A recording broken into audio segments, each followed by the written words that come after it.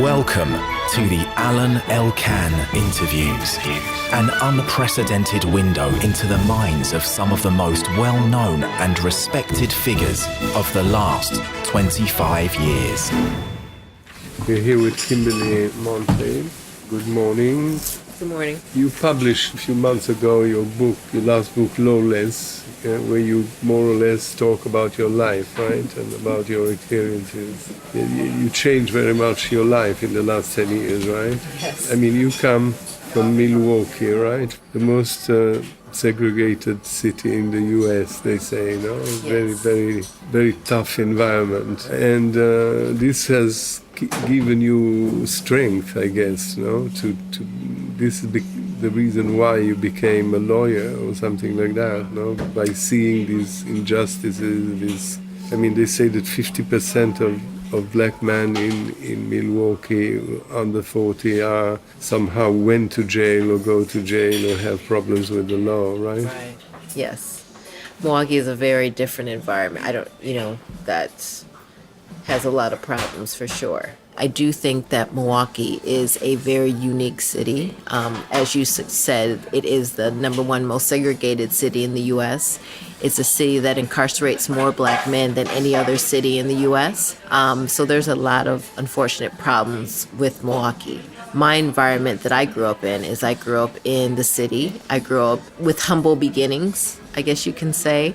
My father was in the military. He was an Air Force man. And my mother is Korean. She was born in North Korea, but when she was a baby, they went to South Korea. They met in South Korea when he was stationed over there.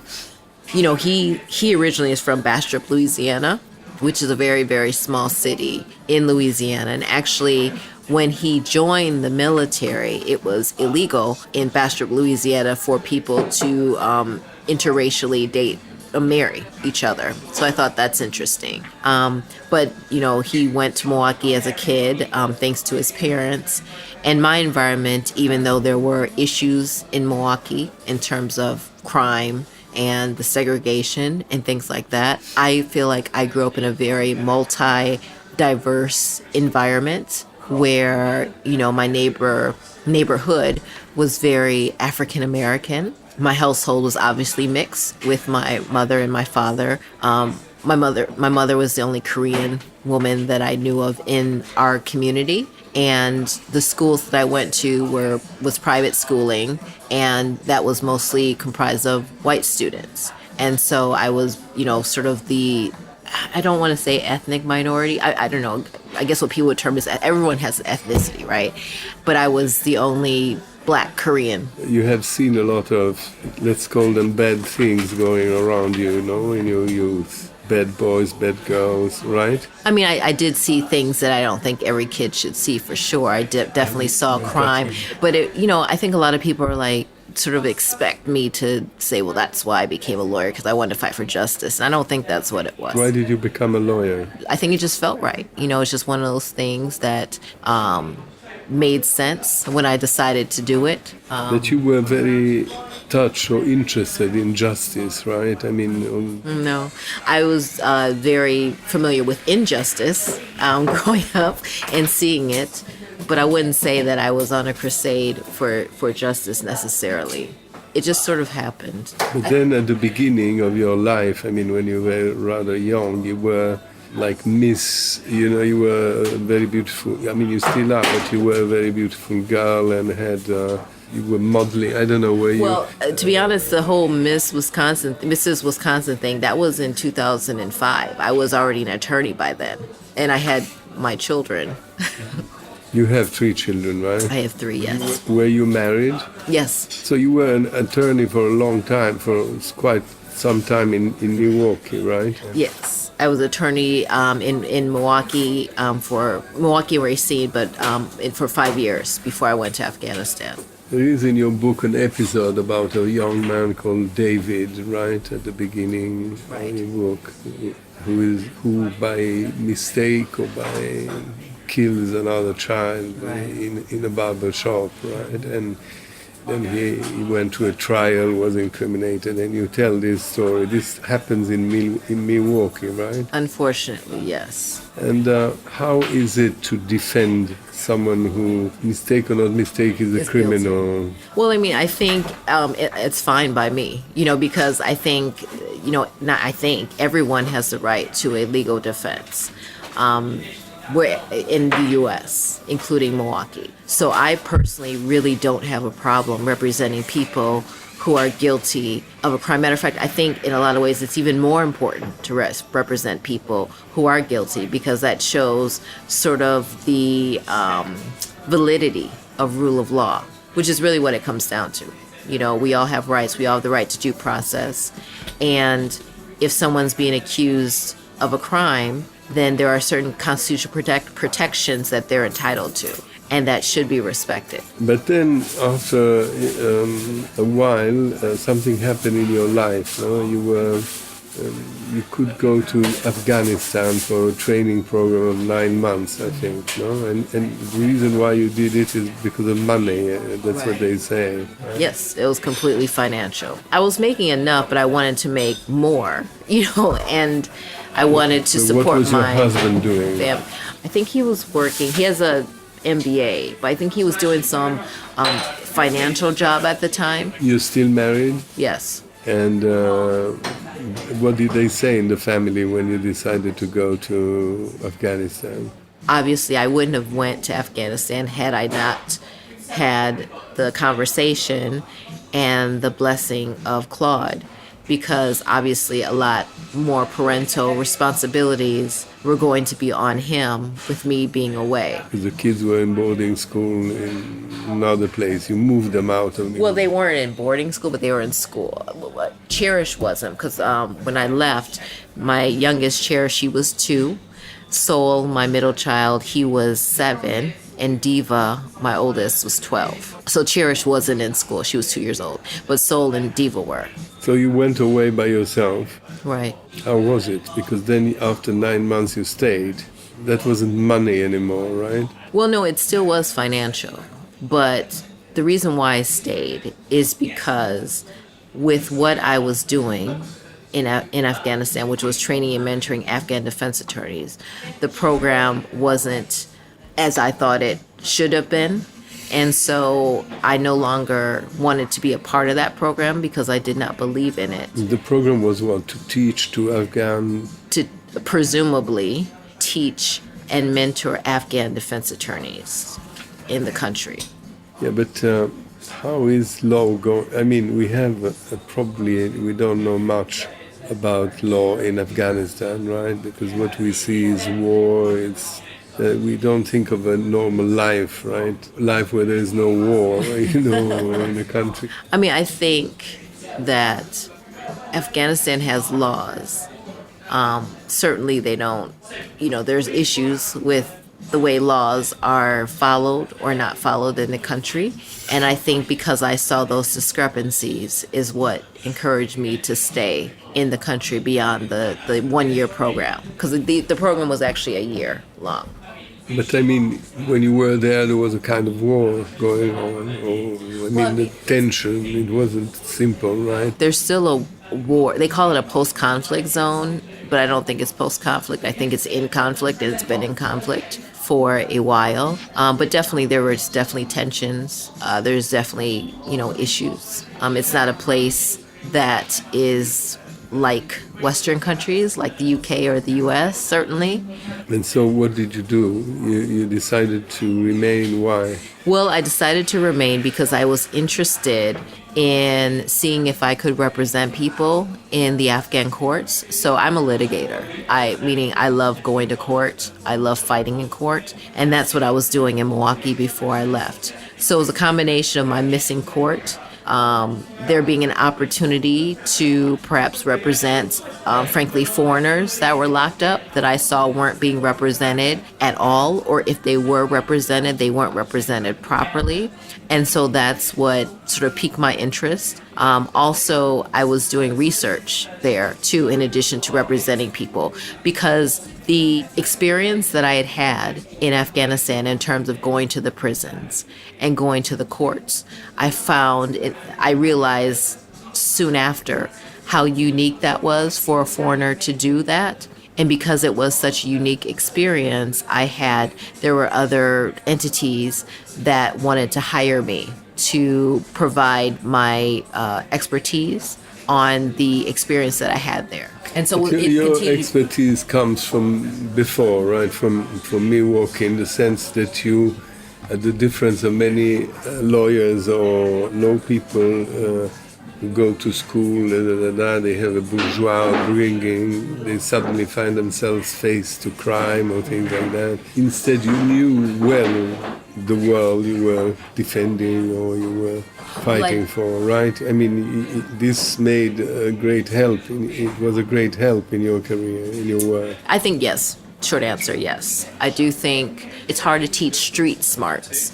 And I think I came with that experience when I was an attorney and went to the Milwaukee Public Defender's Office. Definitely I brought that experience. I think also I brought the experience of growing up in a very multicultural world, which I think a lot of people did not have. Like, multicultural, multi-financial world, meaning that my community that I grew up in was mostly African American. My household was, Korean and African American. The schools I went to were white. My school also was very middle class, whereas my neighborhood was, not middle class. And so I think that really helped me to understand how to deal with different people from different backgrounds. So I brought that to... And you brought that to Afghanistan? Well, and when I was an attorney in Milwaukee, for sure. Is it very different to be an attorney in Milwaukee or to be in Afghanistan? It's very different, yes. Actually, the laws in a lot of ways are very similar. What's different is the cultural experiences. That's very different. It's also very different. The laws, meaning the formal legal system in Afghanistan and the due process sort of rights, like right to confrontation, right to an attorney, right to remain silent, presumption of innocence, that's all the same in the U.S. and in Afghanistan. What's different is the cultural aspects. That was number one. And two, the religious aspect was very different for me. The religious aspect is very strong. Well, it's strong in the legal sense because Islamic law is law, and that is denoted in the Constitution. That Islamic law is part of how someone needs to practice in Afghanistan, is understanding that as well. But with what kind of people you had to deal in Afghanistan? People who had to do with the war or just normal civilians? I was representing civilians, and I was representing companies, international NGOs. I've represented the British Embassy for a number of years as their honorary legal counsel. What happens now? You're still there. I am still in Afghanistan. I also am practicing law in other countries as well. So now I do a lot of legal cases. I still litigate, but now I travel a little bit more around to different countries. Where is your base? You live everywhere now. Still, you are in London, you're going to Prague, you come from America. Yeah, it's crazy. It's everywhere. Where is your main place? On an airplane. But how is your life organized? You follow different cases, right? I represent clients, yes. Yeah. So I still practice also in the U.S. So I have cases all over everywhere, all over the world. It's insane. I don't know. I like it, but it's psychotic sometimes. What is your specialty? Well, my specialty is criminal defense and also human rights. My specialty within those realms is usually litigation, where I'm arguing in court. That's sort of what I try to focus on. Between criminal and human rights, there is a big difference. It's a completely different thing. It is, but I like it. But it's really not, to be honest. Human rights and criminal defense is often very similar. For instance, in Afghanistan, if a woman is raped, and she can be charged with adultery as a crime. So some people may look at that as a human rights case, but I look at that as a criminal defense case because she's charged with a crime and I'm defending her as her attorney. You know what I mean? So a lot of human rights and criminal defense is very, very similar. You may have someone that is protesting against the government somewhere, for instance, and the government may charge them with sedition, right? Even though that is a human right, the freedom of speech, they're being charged with the crime of sedition. You know what I mean?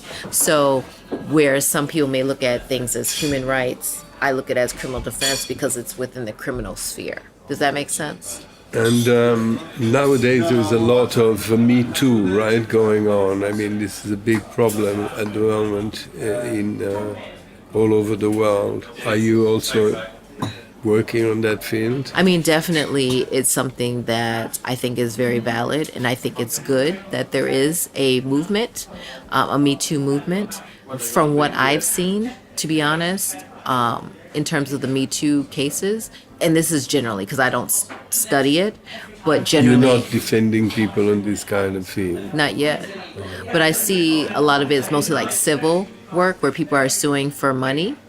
I think there's very few criminal cases, but I think that's more within the civil law sphere where people are suing people for money, rightfully so. But civil is not really my area. You consider yourself a feminist somehow or not? I don't know what that means. I mean, do I believe in women's rights? Of course. I don't know if that makes me a feminist. I think everyone should believe in women's rights. But as a woman, your career was more difficult? I mean, especially in a place like Afghanistan? No, I think it was actually a benefit to be a woman in Afghanistan, at least a foreign woman.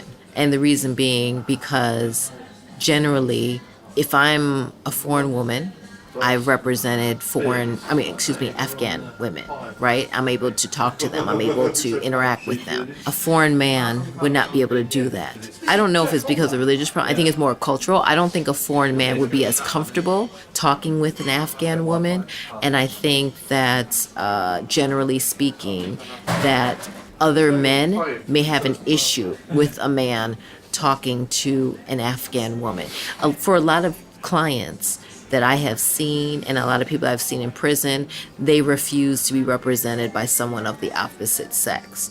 Now that's slowly, and the reason being because sometimes there were lawyers representing people of the opposite, like male lawyers representing women, and some of those male lawyers were being accused of adultery simply by representing them.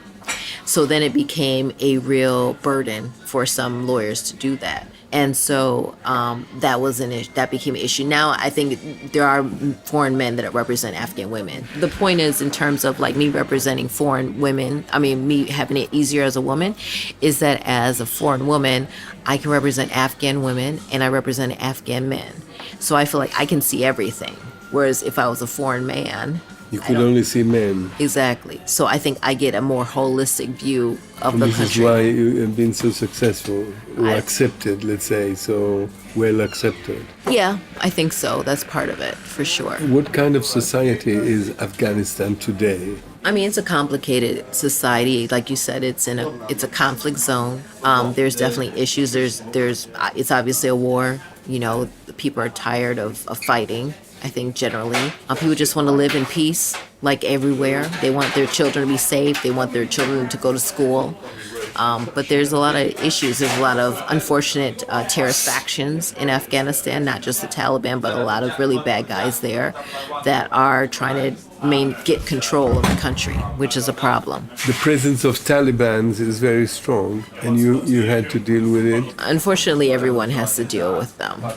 Not necessarily deal with them, but unfortunately they're a threat to everybody in Afghanistan. And people live in a state of fear, great anxiety. And when you are there, what kind of life you lead? I sort of move around quite a bit. I live in the protection that I'm comfortable with within the country. I do move around quite a bit because I have a lot of clients there. And you have to dress in a specific way? Yes, of course. You have to dress in a specific way. I think that's fair. I just like a regular, like you would dress. You describe in the book, a dramatic case, of a woman who you then managed to free and take to Vienna. This was recent. So what happened? With that particular case, she was a young girl who was living in Austria, Vienna, Austria. And so basically she was engaged to a man in Austria, and her family said that they would accept him marrying her if she got the blessing of her grandmother who lived in Afghanistan. So she was very happy and wanted to go to Afghanistan to get the permission of her grandmother. But when she got there, basically her uncle took away her passport and her telephone and said that she's actually going to be marrying another man in a week, that they arranged, and that she wasn't going back to Austria. So they locked her in a house. They wouldn't let her leave, and they were trying to force her to marry somebody. She managed to get a phone. I think they gave her a different phone, and she managed to get in contact with us. And so we had to find her, which we did. It took us 5 days. It was very difficult, but we did find her, and we rescued her. Put her in hiding in Kabul, and then I took her back to Vienna. All that was happening also during you were in court, right? I was in court in Majorca, the island of Majorca, yes. It was challenging for sure. So you like to live on the edge? I guess. I don't know. Is that living on the edge? I just look at it as it's my job. You said that you did this for money. You still do this for money, or you have some feelings? Well, I mean, I think it's both now. Money isn't the primary motivating factor, but it is a factor because I do have 3 kids, including a daughter in college and a son that's about to start college. I mean, I have bills to pay like everybody else. And I think they understand that this is my job. This is almost 12 years of me doing this now. So it's nothing new. Did you go back and forth? I mean, you see them? Yes. And actually, my daughter, she took a gap year and she traveled with me for a year. They understand what I'm doing. This is my job. You don't seem very romantic about your job. You take it very plain, as if it were any other job. Well, I mean, I don't want to pat myself on the back. You know what I mean? If I love my job. I love my clients. You defended this Cuban guy, Danilo Maldonado, against Castro, right, in Cuba. That was quite another experience, wasn't it? That definitely was another experience. What happened there is Danilo is a graffiti artist, and so when Castro died, the government went around the island and arrested dissidents, and he was one of them that they locked up. So he had been locked up for about 6 weeks, I think, and I was contacted by one of his family members who asked me they didn't know where he was, they didn't know what he was charged with. So they asked me to come to Cuba and go down and find out where he was and what he was charged with if I could. So I went to Cuba, and I did find out where he was being held and found out that he wasn't being charged with anything. He was just being held. And I was arrested, and as well as his friends, 2 of his friends who were my translators were also arrested, and I was essentially deported. But a couple weeks later, he was then released from jail. And actually, he also was subsequently went to Congress, U.S. Congress, and testified, which was great. And how did you come out from being arrested? They just let me go. I think they didn't really know what to do. I think it was like 6 hours. It wasn't long. It wasn't like so days. You didn't have a real experience of Cuban jail? I mean, I had enough experience of Cuban jail. I mean, they locked me. It was actually kind of funny because one thing that I like to do when I go to different countries is I like to visit the prisons to talk to people, to understand, sort of what their experience is. Because I have found that is a really good way to educate myself about the legal system. So when I was arrested in Cuba, they actually locked me up with the men, I think as a way to intimidate me. But frankly, like I said, I always go and visit prisons and talk to prisoners. And prisons are very different, one country from the other? Yes, they are. Well, I mean, the Afghan prisons, it's a lot of communicable diseases, a lot of criminality, like in a lot of prisons happens there. There's a lot of communicable diseases. There's no programming, like in Western prisons, there's programming where you learn education and things like that. They don't have that there. So the inmates have to make the programming themselves. You just put them in jail. Well, they put them in jail for offenses, but there's nothing, you're just sitting there all day. And so often what you get is a lot of the inmates, they're making their own programming, which is a problem. So the inmates, like, they'll say, we want to do karate, like they'll do taekwondo, which I didn't really agree When you with. said there is a lot of difference between different prisons, what do you mean? And how are the prisons in the United States? The prisons in the United States, there's more programming. I mean, no prison is perfect, but there's more programming. They're more sanitary compared to Afghanistan. There's a complaint system. Whether or not it works well or not is debatable, obviously. But there's no complaint system really in the prisons in Afghanistan. People are generally in the U.S. prisons sort of separated by different categories. Like, nonviolent offenders generally are separated from violent offenders, whereas in Afghanistan, everyone's sort of mixed in together, right? Which is a huge problem. There's a lot of terrorists, just like there's a lot of gang members in the U.S. prisons. It's very different. How do you deal with all this world? I just work.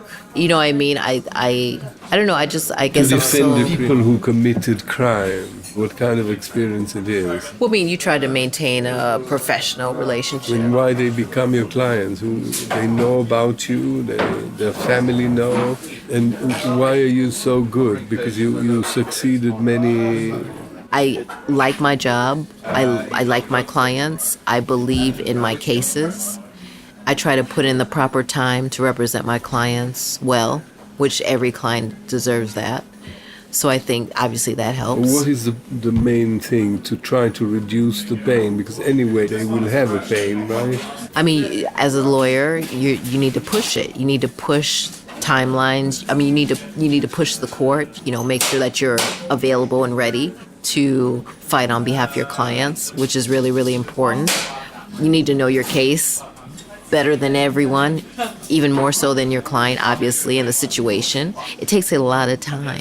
It takes a lot. People, it looks cool from the outside looking in, but I put a lot of time into my clients, especially cases that involve trial. Takes even more time. But you don't have many clients at the time, no? The thing about it is I sort of was trained under a public defender system. And the way that I was trained is in Milwaukee, every attorney has anywhere from 150 to 200 clients individually each year. That's what you're required to do. So that's how I started as a lawyer. I've always been used to having a lot of clients at one point in time, at any given time, and I think a lot of that is due to my training as a public defender. So I've always maintained a huge caseload. How can one defend 200 people together? It's insane. It was just a requirement. There's not enough funding for such lawyers. So these were all poor clients. So the way we had it set up is each attorney had to get so many points. So, a misdemeanor's worth 1 point, felony's worth 2 points or whatnot. And so you have to get your points. And do you think that, you think that the law is fair? I think there's a lot of fair and a lot of unfair laws everywhere. Absolutely. I try to represent my clients and their interest using the laws that I like in the best way possible to protect their interests. I mean, I always think I could do more. I'll never be satisfied, because it's not about me, it's about my clients. For a lot of my clients, I can protect them legally, but a lot of my clients, they don't have great lives that they're living. A lot of my clients are very poor, very, very poor, very vulnerable, and I can win a case, but it doesn't take them out of their situation. For instance, if I'm representing an Afghan woman, which I have, that was charged with rape for adultery, and I get a not guilty for her, I win the trial. It doesn't change the fact that she still has to go back to her community, that she still is going to be a very vulnerable woman. It doesn't change the fact that her family may still want to kill her because she, quote unquote, dishonored them. So I can win a case. You think the society in Afghanistan is much tougher than in the United States or in England or anywhere else? I think definitely. It's a lot tougher to women. Families are very tough. Families are very tough and they mean a lot. I mean, families mean a lot everywhere. I don't want to make it seem like families don't mean a lot in the West.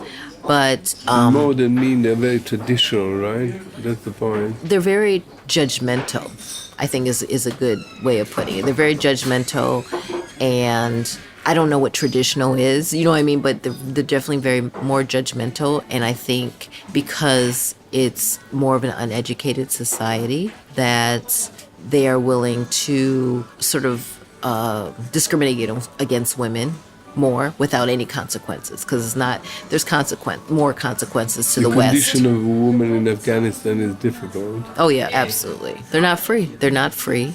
They're very vulnerable. They're not looked at as equal to men.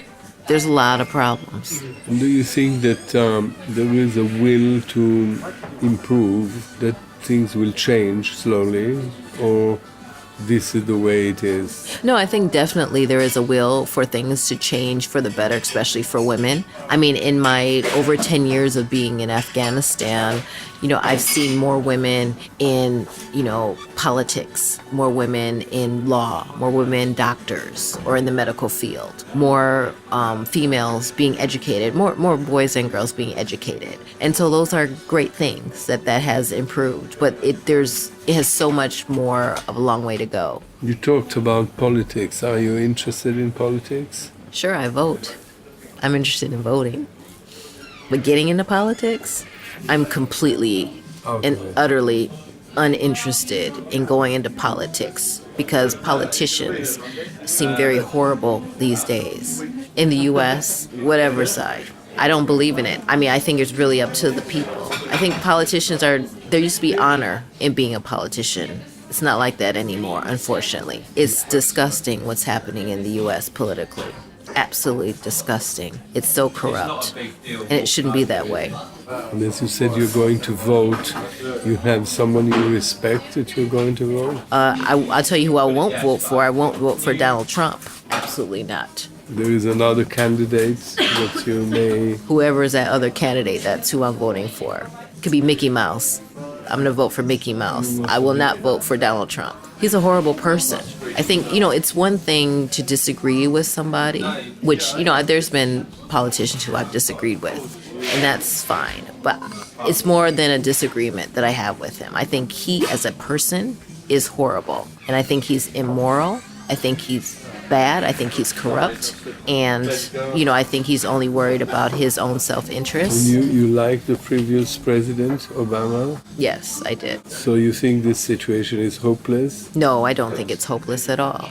I think, to be honest, for what I don't agree with Trump, which is pretty much on everything, one thing that I think has been somewhat good with him being president is that we've been able to test systems. I think the systems needed to be tested in terms of, what does democracy really mean?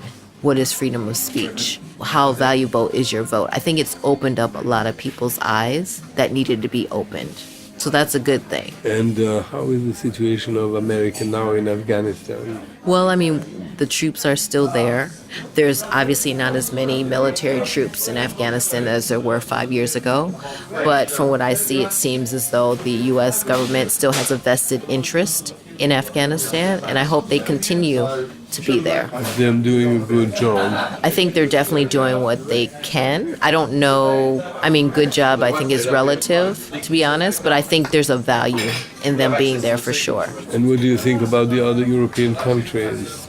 I mean, I think a lot other European countries are in Afghanistan. I think they also should continue to stay in Afghanistan. I think there is a value to trying to make Afghanistan a non-conflict zone. And I think there is a value to trying to make Afghanistan a peaceful country. And so I hope the European countries continue to support Afghanistan and that they continue to be there. Because, the issues that are in Afghanistan are not just issues for Afghanistan. They're issues that affect the world. And a peaceful Afghanistan is much better for the world. And what is your relationship with your mother's country, with Korea? I don't really have a relationship with Korea. I have family members that are there. But I would love to. I haven't been to Korea yet, but I would love to go. And do you have plans for your future? I mean, you think you will keep on living like this in Afghanistan, or one day you want to go back to the U.S. and... Well, I mean, I think I'll still do what I'm doing now, which is go to Afghanistan and other countries. It feels right. It feels like this is what I'm supposed to be doing right now. Who knows for how long, but it feels like this is what I'm supposed to be doing. Are you going to write another book? I probably will at some point, yes. And the situation in your hometown remains the same, or it has improved? It remains the same, unfortunately. And nobody cares about that? I mean, I think people do care, but I don't know, people do seem helpless, like they don't know what to do about it. And how is the police? I mean, there's good cops, there's bad cops, like everywhere else. So I don't know. I don't want to generally say this is how the police are. I mean, are you pleased with the system, the justice, the law? I'm not pleased with the interactions with police and the youth. I think there needs to be definitely more education. I think our communities are extremely divided. And I think one way to help with those divisions is make kids interact with each other more, and I think you can do, like, for instance, there's foreign exchange programs, right, where you send kids to another country to, like, learn about a culture. And I've never heard of a kid who had a bad experience doing that. Why don't we have, community exchange programs where we send kids from different communities to different schools? And I think that's how you get to be more open-minded about people in your community and about the situations that are happening. I think the fact that they can buy guns here and there, it's ridiculous. It's absolutely ridiculous that you can buy a gun as freely as you can. It's both. It's tragically ridiculous that you can buy guns as freely as you can in the U.S., and I don't know why we can't get it together and just decide that guns should not be as accessible to people as they are. It does not make any sense. So at the end of the day, which are your major concerns at the moment, besides the single cases you are handling? My kids, to make sure that they have a happy and healthy upbringing in life and that they're successful in whatever way they want to be successful moving forward. That's my main concern. And are you interfering with that? Of course. Of course. And they love when I do that. No, of course. I mean, I try to guide them as much as I can. Sometimes you have to watch your kids make mistakes, but you just, because they need to. Are you facing also a very dramatic problem of today, which are the drugs? Drugs are a big problem, but, you just have to, I don't know, it's not a personal problem. So No, not personal, but many of these people are involved with drugs or commit murder because they are. Well, I don't think drugs is the reason. I think drugs is sort of a byproduct to other problems that the people have. I think drugs often is the excuse that's used to why they commit X, I think it's other problems that are at issue. Mental health is a big issue. Their mental health issues aren't being properly addressed, or they don't have access to health care is a big problem. Healthcare in America is a big problem. Yes, or lack of it, yes. I mean, definitely. the fact that it's so expensive and...